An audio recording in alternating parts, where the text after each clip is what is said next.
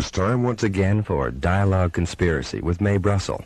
For the past 14 years, Mae has been researching the facts behind political assassinations and abuses of power in this country. Her program relates the news of the week to political conspiracies. Dialogue Conspiracy originates with KLRB-FM in Carmel, California. And now, Mae Brussell.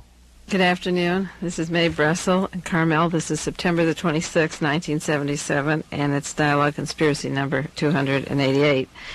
Last week I talked about the subject we never went to the moon and the possibility that the moon landing was faked, the possibility of the mind control of the astronauts, and I got a lot of response to that program, and I want to continue some more on that subject in a few weeks from now, because people were particularly interested into the origins of the Defense Intelligence Agency and into the story of the astronauts, their response upon landing. And there have been about 8 deaths of astronauts in non-space jobs since the testing of these mysterious accidents. And, of course, the question was raised in that book that I quoted, was something done to them to get rid of those people that knew too much or who were breaking down under the possible programming.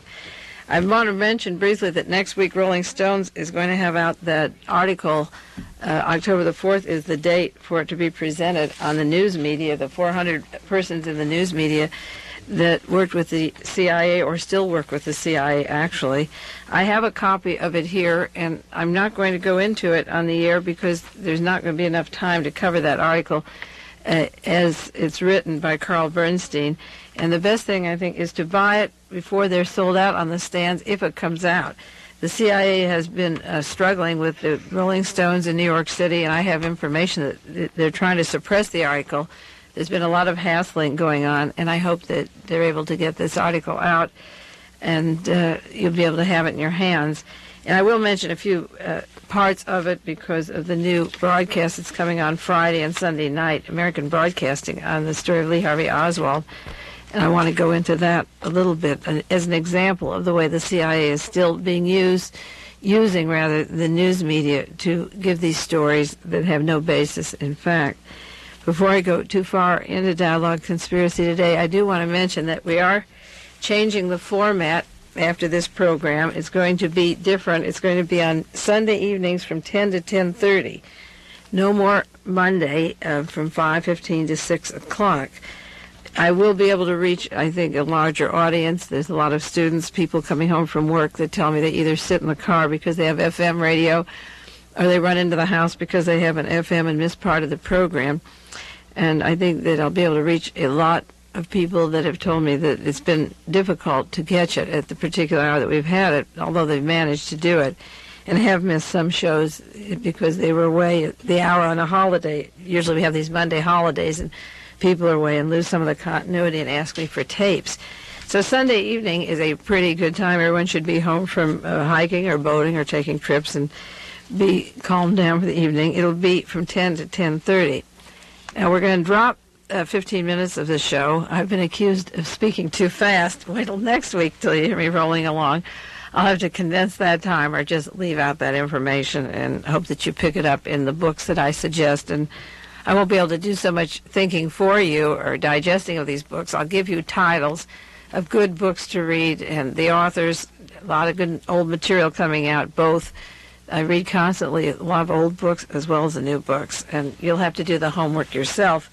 And I'll just maybe bring out a few of the highlights and why the book is important or the article is important. We discussed on Dialogue Conspiracy, August the 8th, that's number 281, the program, the possibility in Sacramento of doing a live show 10 minutes a week as against the tape show. We've done it for 4 weeks. The first week was like 10 minutes and live, and that wasn't satisfactory. We did 45 minutes live, and we've done 30 minutes and 10 minutes. But the listeners aren't satisfied, and I'm not satisfied, and they responded with a lot of mail and a lot of telephone calls. So KZAP is going back to Dialogue Conspiracy with 30-minute time slot. And so this is a good time, while they're putting on 30 minutes, to cut it here at this end. Some of you will miss the information. A lot of you may think it's too much information for one time period anyway, and you can't please everybody. I think it'll be okay. I'm happy with it, and I think it has another advantage, too. There are a lot of people ordering the tape cassettes. They're going out to about 30 states now. I have a notebook completely filled with people that are getting these shows and ordering them all the time. And there are a lot of people who want them, who can't afford them. They seem pretty high. The tape cassettes have been $40.20 for 2 shows, 45-minute shows back-to-back. The price will be dropped to $3.50 for 2 shows, 60-minute tapes, or the whole month, when there's 4 weeks of the month, will only be $7. And I think a lot of people will be able to afford that a lot easier than the extra $8.40. If you add it up over a period of time, I think it does make a difference, and I'm glad to get the material out. There'll be shorter tapes, 30 minutes each side. And those of you who are hearing this tape who've sent me checks in advance, I keep a record of the tapes that you've ordered and the money, and I'll just rate it, figure it out, and apply it to the next tapes. And you'll be getting, after this, a 30-minute tape instead of the 45-minute. And, of course, people call from all over the country, and they write letters, and I'm answering about 20 or 30 letters a week right to my home, which you usually do, or call to the house. And if there's anything that we haven't covered in that extra 10 or 15 minutes, you can speak to me, and I'll be glad to go over it with you. And that is the way it'll come out. Well, as I say, the Rolling Stones, October the 4th, this next week, has a dynamite article. It's written by Carl Bernstein, one of the two, he was the partner of Bob Woodward, got out the Watergate story and 2 books on Watergate, as you know. As I say, they tried to stop the article in New York City, but from what I've heard, at least a day-to-day basis, it will be able to be released. And this document, I have it here, it's about 60 pages copied, mentions people like Joseph Alsop, the New York Times, the Washington Post, Henry Luce, Time, Life magazine, of course, owned by Luce before Life went out of business, Louisville Courier Journal, the Copley News Service out of San Diego, the American Broadcasting Company, ABC, the National Broadcasting Company, United Press, CBS, the Columbia Broadcasting, the Hearst newspapers, and Reuters have all worked and still work for the CIA.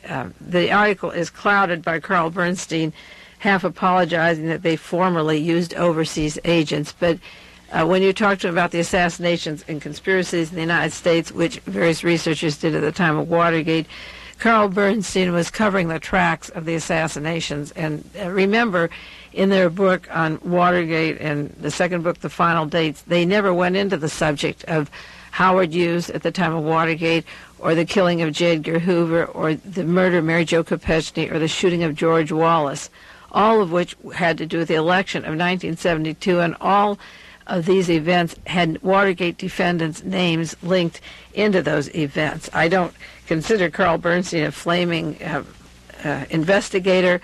He covers the field and he covers up. And maybe one of the purposes of clearing the news media, because they have been mentioned in terms of working in the United States and suppressing information, was to say that this happened formerly and it was in the past. It wasn't in the past. It'll go on tomorrow.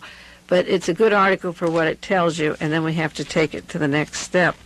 I'm reminded when I read this article of the minutes of the Warren Commission meeting. I have a bound volume of some of the minutes of the Warren Commission that David Lifton got out. And Gerald Ford was a member of the Warren Commission, you remember, and the subject came up at one of the first meetings: how should we handle the press? What will we do about news coverages? And then it was Gerald Ford, the member of the Warren Commission, who had been appointed there by Richard Nixon, who said, "Gentlemen, I can handle the AP and the UPI," meaning the Associated Press and the United Press. So Gerald Ford had that kind of clout in 1964. That was 13 years ago, going on 14 years. That the entire Warren Commission didn't have to worry about lying about who killed the President of the United States, because he could handle the 2 major wire services that go out around the world. He said, "Gentlemen, I can handle the AP and the UPI." There's another section of the Warren Commission meetings where the members there are there. In fact, the Chief Justice of the Supreme Court, Earl Warren, is present. Other members, distinguished members of the Warren Commission. And they wanted to know what to do about a person named Mark Lane, who was exposing some of the early conspiracies, or Joe Josten from Germany, who had written Oswald the Assassin or Fall Guy. and those Mark Lane's Rush to Judgment was being put together. Jostin had a book coming out. They came out shortly after the Warren Report was published. And at the minutes of the meeting, they said, what will we do about these authors? Also, Buchanan in Paris, who wrote Who Killed Kennedy. So the subject, when it was broached, was answered with, let's get the president of the United Press down here, and they mentioned his name, and the president of the Associated Press. Bring them here, and we'll say, do you have any evidence of a conspiracy? And if they say in their files they don't have any evidence of a conspiracy, that ends the subject. Now, the implications on that are pretty broad if you just think about it. What they were saying was, don't bring in Mark Lane and ask him, what evidence do you have that we don't have? Don't bring in Jostin and say, where are you getting your information? Maybe you have something the FBI or the CIA or Dallas police didn't tell us. You gentlemen are writing a book. Maybe we should include it into our investigation. No, the mass media uses the propaganda machine to cover the big lie. So all the Warren Commission did was call the major media in and said, gentlemen, do you have anything you see about a conspiracy? And they said no. Therefore, Mark Lane and Thomas Buchanan and Joe Jostin were put aside. And later they became the first three people to begin getting books published about the errors of the Warren Commission. Now, CBS is mentioned, of course, throughout this document by Carl Bernstein. I think of Walter Cronkite from Houston, Texas, who went on to become the great anchorman of CBS. Dan Rathers from Dallas, Texas, who was in Dallas the day John Kennedy was killed, and he's been a cover-up artist of the assassinations from the word go.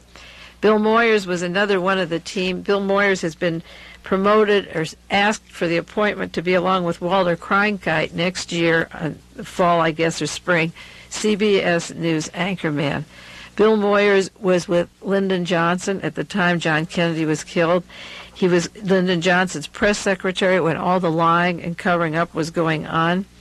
And he's mentioned in the book Who's Who in the CIA. There's a biography of Bill Moyers in that book that was published a few years ago, along with Frank Church and some other well-known investigators who look into these assassination matters when the CIA has been named as a culprit. So Bill Moyers is getting his promotion now. Jack Valenti was part of that team and became motion picture czar, and Lyndon Johnson appointed him to that job. So we have a CIA man being suggested to go along with Walter Cronkite and CBS News when the CBS is named in the Bernstein document, the article, as being an integral part of this entire Cold War period. Of course, Henry Luce is named. Time Life magazine has been the conduit of not only of the Cold War for patriotic reasons, but has played an active part specifically in the Kennedy assassination. We could do a whole show after you read the Rolling Stone article on each branch that is mentioned in there of the television and the news, and show how they covered up the assassinations.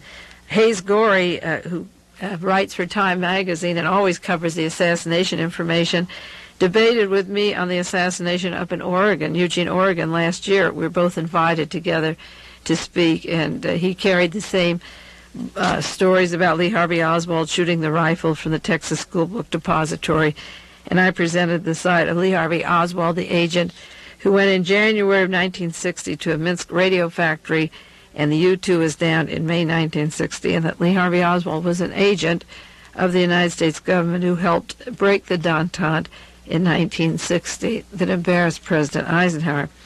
Time magazine and Life, as it existed in those days, was notorious in the assassination story. They printed immediately that picture of Lee Harvey Oswald holding a rifle, that famous picture that was cut off at the chin, and another body was put on there. It was Oswald's head above, and a crooked body was holding this rifle. The shadows weren't consistent. You remember, under the nose, the sun was straight up and down, when the rifle shadows were in back and the sun was in front of the body. They were quick to print that and show Oswald's guilt. Life magazine quickly brought up the movie of Abraham Zapruder and doctored that up and switched the frames around. The Warren Commission moved those around. That was the movie that showed the killing of President Kennedy and his head going backwards, showing how the weapon with the fatal bullet came from the side to the right of John Kennedy. Then they brought up the pictures of Mr. Rocco. His life was threatened. He was a man who was inside of Jack Ruby's nightclub, who had pictures that could possibly link Bernard Weissman and Jack Ruby and members of the YAF that had come from Germany, military intelligence, into the Dallas-Fort Worth area for the time of the assassination. These pictures were quickly brought up, and there was a mystery about those pictures. And then, of course, Life magazine published on their cover the notorious diary of Lee Harvey Oswald that was linked in the spring of '64 when the Warren Commission was working. It was linked by none other than Warren Commission member Gerald Ford. The original diary was not located at the time that Lee Harvey Oswald was arrested. Nobody knows how they came about to find it. Nobody ever fingerprinted. It wasn't written in the style that Oswald wrote. At least letters and applications for jobs and State Department letters and his Marine records. This had no resemblance to Lee Harvey Oswald. And so time and life were a conduit in the political assassinations. And now this article comes out that the New York Times was the best agent that they had by far. And, of course, the New York Times for the CIA have been blood brothers. It was the New York Times that published the immediate Warren report and got it out on the stands with an introduction by Salisbury saying that anybody who questioned the Warren report that the government was printing was mentally deranged, that they were unpatriotic, they weren't serving their country, they would be mercenaries, they'd be mentally sick. They could have at least put an introduction and said, here is the book, figure it out for yourself, read it, history will be the judge. The New York Times has been a propaganda of the CIA, their right arm all along, and I recently finished an article for a conspiracy newsletter out of Dearborn, Michigan. And I said what is known as the liberal Washington Post of the New York Times would make Adolf Hitler blush. They do such a good job. And, of course, the Washington Post and Newsweek, they own Newsweek too, is a conduit of the CIA. So the American Broadcasting Company is named, as well as CBS. And an example of the American Broadcasting Company being used by the CIA, as I say, will be this Friday night and Sunday night. There's a two-part story, the trial of Lee Harvey Oswald. Now, all of the information taken for this subject is going to be taken from the Warren Report. And if you read the Warren Report, you would believe Oswald was guilty. TV Guide has a little form, and you're supposed to watch the show and then send in your decision, was Oswald guilty? Jack Ruby tried him the first time. He was the judge and jury and killed Lee Harvey Oswald. And now you, the audience, will have a chance to play your little game. You might write to the station. This would be the chance for those of you that listen to this show. Take the address and write to the American Broadcasting Company and say, why don't you let Mae Brussell do a program on Lee Harvey Oswald based on the 26 volumes that the government printed and sold in 1964 and present this evidence, then take another vote and see if Lee Harvey Oswald was guilty. Because in the 26 volumes, there isn't any evidence that Lee Harvey Oswald owned a rifle, fired a rifle. Every piece of evidence that linked him to the assassination can be proven to be forged and planted, perjured testimony, bought testimony, and what they couldn't buy or fake, they killed the witnesses. I would like to present a 2-hour, 4-part show on Lee Harvey Oswald and then have you take a vote. It's interesting that 80% of the population in the United States no longer believe the Warren Report, and I think overseas in Europe and Asia that must be about 99% because they still get more news than we get. But every generation has to pass this story off as history. It doesn't matter if you don't believe it or not. There's going to be a 10 or 11-year-old, 12-year-old child in your home, someone 17 or 18, and they'll pick up the TV Guide and they'll see the movie. So that every generation has to get the big lie and the brainwash. And that's the way that ABC does their job. And then in another month or two, you'll see Jack Ruby and Lee Harvey Oswald's story put out by CBS, and it will roll along, and we'll have another job, and the beat goes on. Now, what can you do if the CIA controls the entire news media? If Carl Bernstein's right, they control the Associated Press, United Press, Reuters, Newsweek, Time, the newspapers, the television. These are the main sources of information. There isn't much you can do. I've done as much as I can, as any one person can do. I never dreamt when I started my research that I would be doing as much as I have done or gotten as far as I have in spreading this information around the country. I think one of the things you can do is use your pen more. If you don't like what's going on, you have a chance to write to those stations and tell them you don't like their lies. You have a chance to turn off the stations and send a letter accompanying and say, I know that you're lying about these historical facts, so I don't want to watch the programming anymore. You can send in letters to editors. You can write to your congressman. You can say, I'm not satisfied with these investigations. And you can call talk shows on the radio, the West Coast. There's KGO and Ray Bream down Los Angeles and New York. There's Candy Jones and there's a Bob Williams. There's talk shows going on in various cities around the country. You can call up these talk shows. They do reach all around the country, and put down the program and ask why the real researchers are not allowed to work with these networks in any shape or form, and why they continue to pass out these lies. And I think the best thing is to pull out the plugs. I know that on just this station here in Carmel, by doing this show, I've reached to people, as I say, in 30 states, and I travel around, and I'm getting ready for another trip soon on a really exciting venture. And you can meet people you wouldn't believe you could meet that I have met through the research and work. And I think one of the most satisfying things is that I've met students that are now going into journalism because of listening to Dialogue Conspiracy and radio work. I know one out in Salinas, and I was lecturing up in Seattle and met somebody, and one in San Francisco, and several in Sacramento, and in New York, and Philadelphia, and also in Florida. I could just keep naming people that have gone into investigative journalism that write to me, that send me articles. There's a woman in Minneapolis that sends me books and articles and filled with information, and then I can spread it on and share it with all of you. There's a New York researcher by the name of Ted Gandolfo who has collected the best accumulation of tape recordings of assassination information ever since the day that John Kennedy was killed. Newspaper interviews, congressional hearings, and talk shows and lectures of all the various researchers, and he has literally thousands and thousands of hours of tape-recorded library, just like I've collected probably the best published library in the United States, private library of political assassinations. The books and articles I have.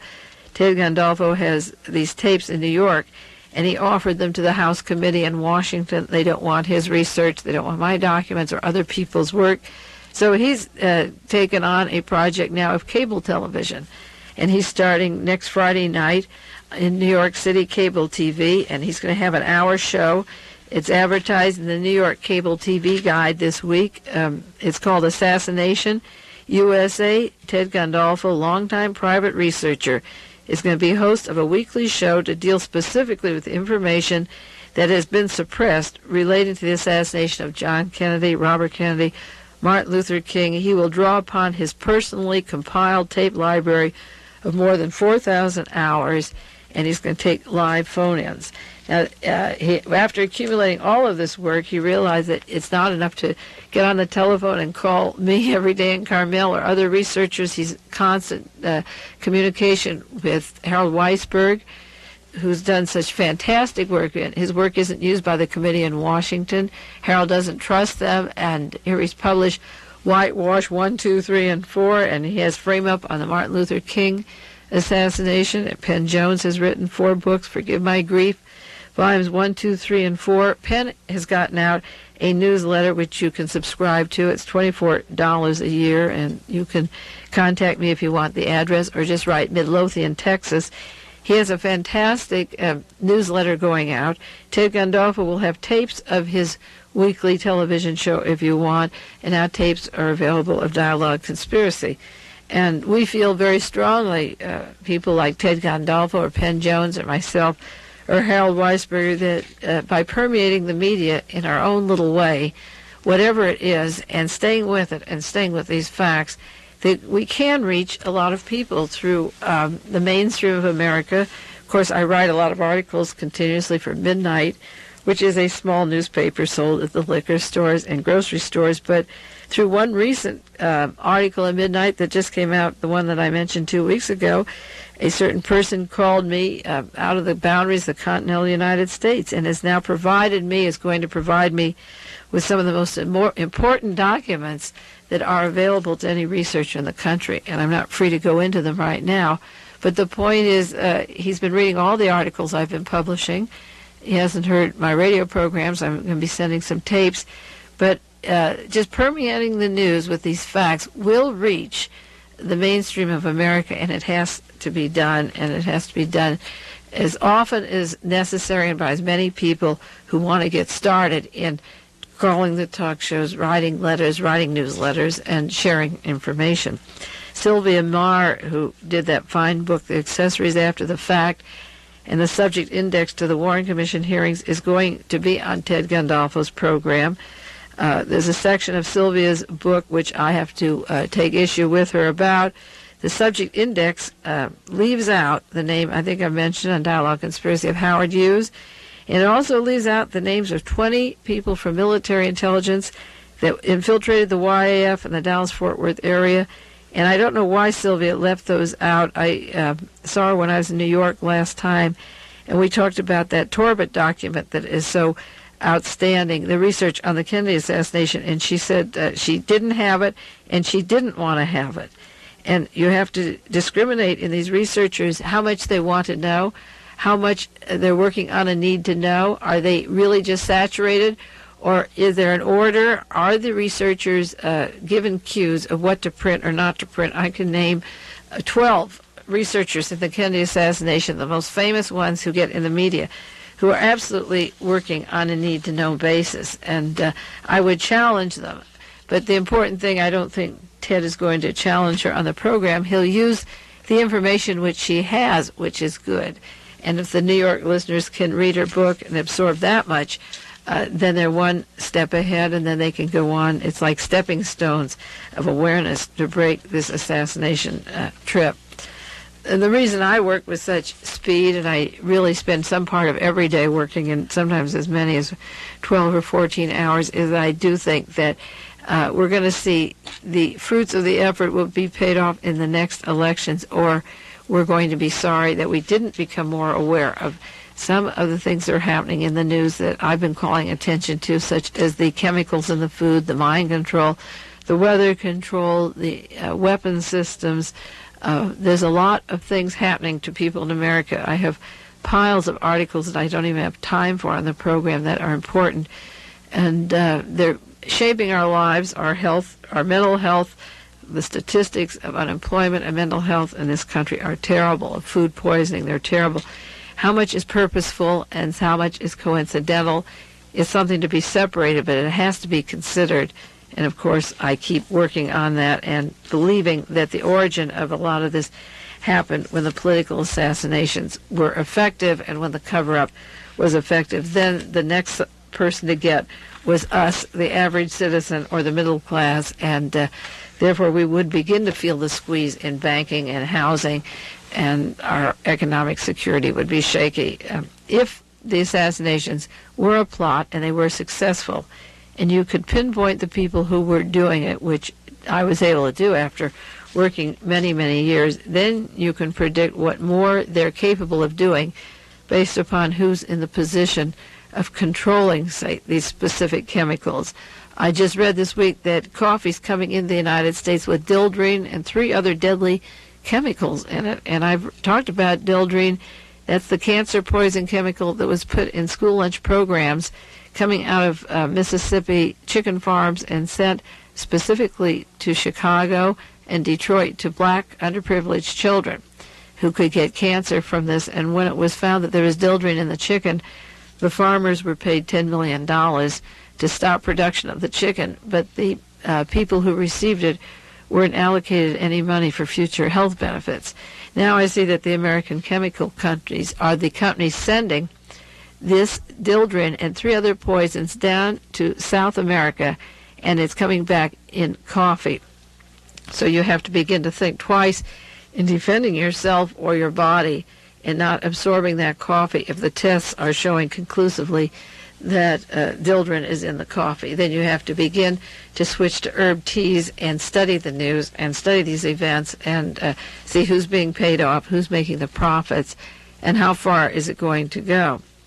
Well, I want to speak a little bit about that committee in Washington, D.C., the House Select Committee.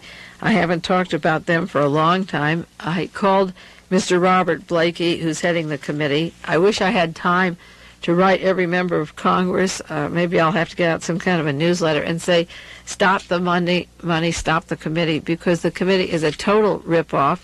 I knew it was as early as 1975, but I've given it enough energy or leeway to watch the direction they're going. And I called Mr. Blakey. He's the chief investigator. Donovan Gay is their head investigator, and Mr. Blakey is the man from Cornell University that was brought in to be the chief counsel.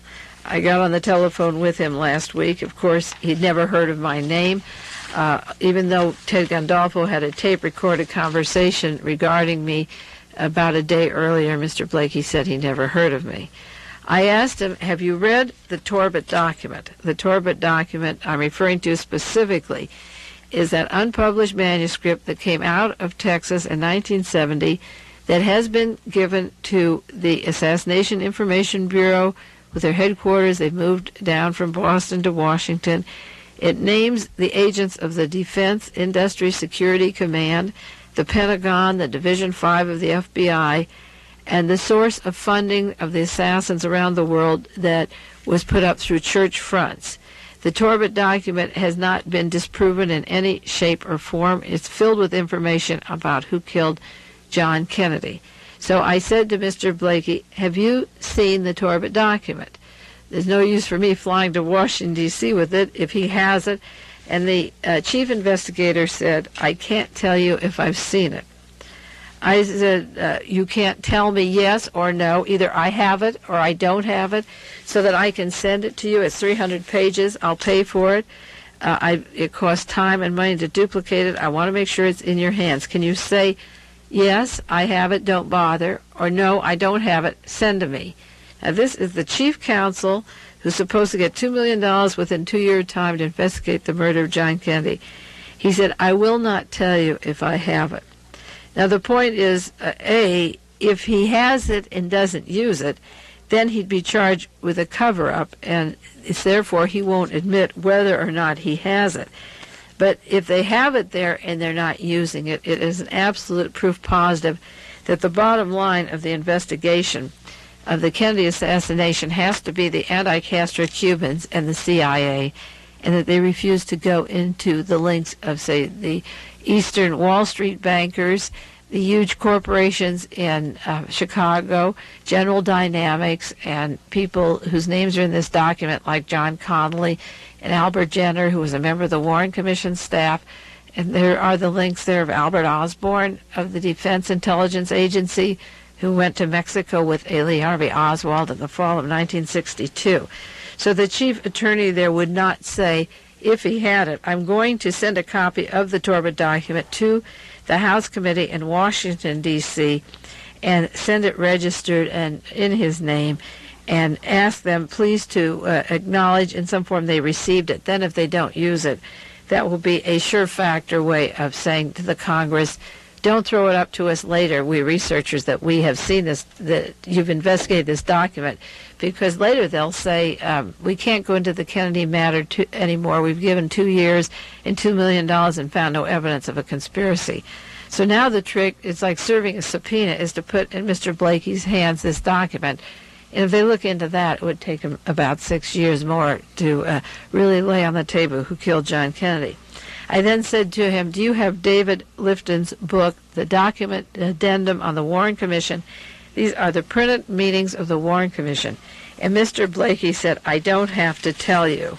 Well, do you know what that means for somebody like myself who has collected about 800 books on the political assassinations, who spent 8 years cross-filing every single word of the Warren Commission documents, 26 volumes, cross-filing them into approximately 28,000 pages about 40 or 50 spiral notebooks breaking down all of the testimony that would be useful to this commission. That man, the chief investigator, would not give me the time of day. If I had just come in off the street and used a payphone and asked him, I have the minutes of the Warren Commission meetings, do you want them?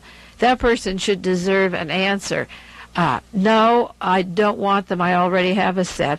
Or yes, send them to us, why do you think we need them? But all I got from the chief investigator was, I don't have to tell you. And I mentioned to him that in order to be knowledgeable about the assassinations, he has to know about the Torbett document as well as the minutes of the Warren Commission meetings, because they're consistent with the cross-filing I did on the 26 volumes. And he said he was going to hang up on me, and he did. Fortunately, I have learned to tape record these conversations. I didn't used to tape record them, but Ted Gandolfo taught me how to tape record. It's very easy, and they will be historically valuable to show another layer of cover-up, so that 4 years from now, when you find that Mr. Blakey and the Justice Department worked with the CIA, you'll find that the CIA is one more time investigating the assassination of John Kennedy. I mentioned September the 12th on Dialogue Conspiracy 2 weeks ago that Lauren Hall was supposed to be called as a witness before the House Select Committee back there. Lauren Eugene Hall is an important witness. We have done some programs on Dialogue Conspiracy about him. He was trained in the CIA with the anti-Castro Cubans and for the Bay of Pigs operation. So many witnesses have been killed, and Lauren Hall so far has survived. He was with the committee in June, and when he took the fifth and refused to testify, Mr. Blakey said, return in the fall. And I announced, as I say, 2 weeks ago, that Lauren Hall was supposed to show up on Wednesday, September the 14th, for testimony about the Kennedy assassination. Before, he was only asked, were you in Dallas the day of the assassination? Well, the committee very nicely postponed Mr. Hall's appearance. He doesn't even have to postpone. They waited, imagine, from June to September. Whatever they were going to ask him in June, they could have asked him, and I was sure that Lauren Hall would be dead by September. He's still alive, but conveniently, he's been informed by the committee staff members that his appearance has been put off and that he doesn't have to appear until an unspecified future date. I hope he stays well. Lauren Hall has said that the Warren report is, in quotes, a whitewash, but that's all that he has to say about it. There is a new witness who was came forward. She came forward last week, Marita Lorenz, in the it was not in the Washington Post or the New York Times or the Associated Press or any of the newspapers listed as CIA conduits. The New York Daily News carried this story about Marita Lorenz, and I think it's important. And again, this is the way the CIA works. By not carrying this on the wire services, maybe they will next week, but as of this date, I haven't seen it. This article came from my friends in New York, September the 20th. This woman says she drove to Dallas, Texas from Miami with Lee Harvey Oswald and Frank Sturgis several days before John Kennedy was killed. She drove to Dallas, Texas with Frank Sturgis 2 days before Kennedy was slain, and then she went back to Miami. Now, this will make A.J. Weberman happy. Weberman is the gentleman who wrote the book Coup d'etat in America, and he claims that Frank Sturgis is photographed at Dealey Plaza, and he's one of the tramps that was taken away by the police and never charged for any crime or mentioned why he was a suspect. And of course it makes Mae Brussell happy because in August 1972 I wrote the first published account in the world saying that Frank Sturgis of Watergate fame, who was arrested at the Watergate Hotel, had a history that went all the way back to the John Kennedy assassination, and that the FBI was busy interviewing him the day after the assassination back in Miami. Well, Marita claims that she was with Orlando Bosch, who's now serving time in Venezuela in prison for blowing up a Cuban airplane last year over Puerto Rico. And she was with Pedro Diaz-Lance and Frank Sturgis. And she says they went to Dallas, and they belonged to a secret guerrilla group formed by the CIA called the 40, Operation 40. And this group was trained for assassination teams. Frank Sturgis had said earlier that he was part of an assassination team and that he worked for the 40 Committee. And he has admitted that he's close to Mr. Bosch and Mr. Lance, and that Mrs. Lorenz could have been in his home, and that he did, in fact, know who she was. She's the woman that was hired by the CIA and Robert Mayhew, the use cover, to use anti-Castro Cubans. She was a Cuban to poison Fidel Castro, which she didn't do. She was sent to Cuba to poison him. She worked with assassination teams. This evidence or testimony isn't sworn testimony. It isn't before the committee. It's an interview in the newspaper, a press conference in New York City by Miss Lorenz is important. It's important because Lee Harvey Oswald had a double. One double was in Miami. One double was taken by a car out of the book depository. Lee Harvey Oswald, the original Lee Harvey Oswald, I don't want to confuse it, was in the Texas School Book Depository. He was on the second floor having a Coca-Cola when the police entered. The Oswald that was in Russia left the front of the Texas School Book Depository and got in the car owned by Michael and Ruth Payne. And the Lee Harvey Oswald that was in Russia came back to Mrs. Roberts' rooming house and changed his clothes, and a police car honked, and he left that rooming house. The Oswald double was in Miami and worked with the anti-Castro Cubans. He was picked up in a theater and was arrested. The double left the Texas School Book Depository from behind. The other one, as I say, that was in Russia, left in front. The double took the bus and the cab and was seen near the theater. I don't believe he killed Officer Tippit at all. The Oswald double was on the 5th floor and fired a rifle from the Texas School Book Depository.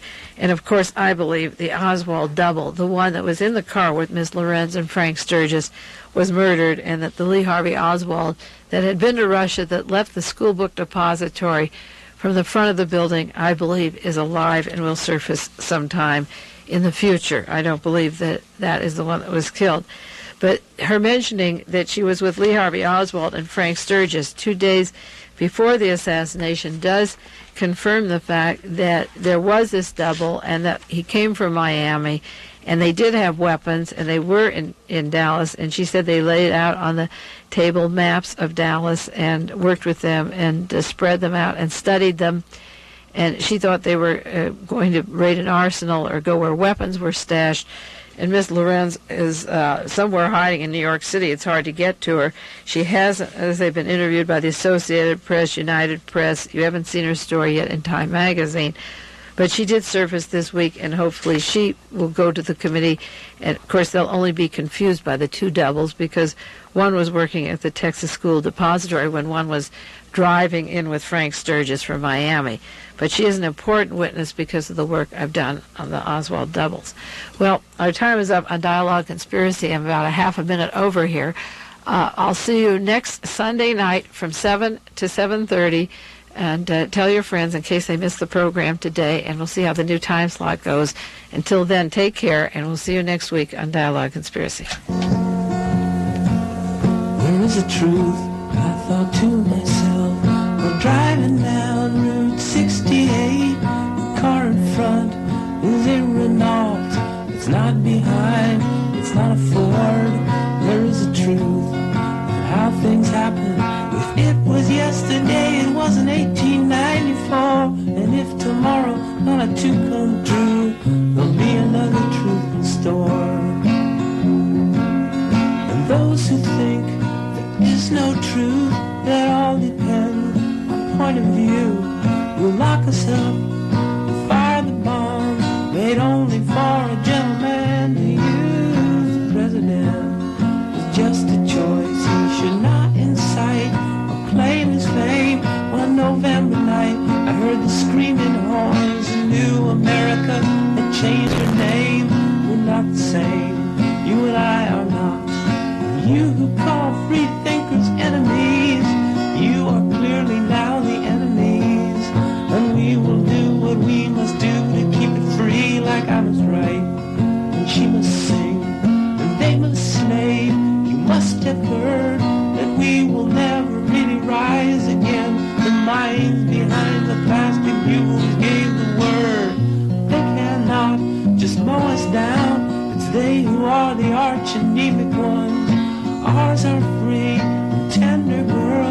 Ours are mountain climbing sons. So you and I would disagree.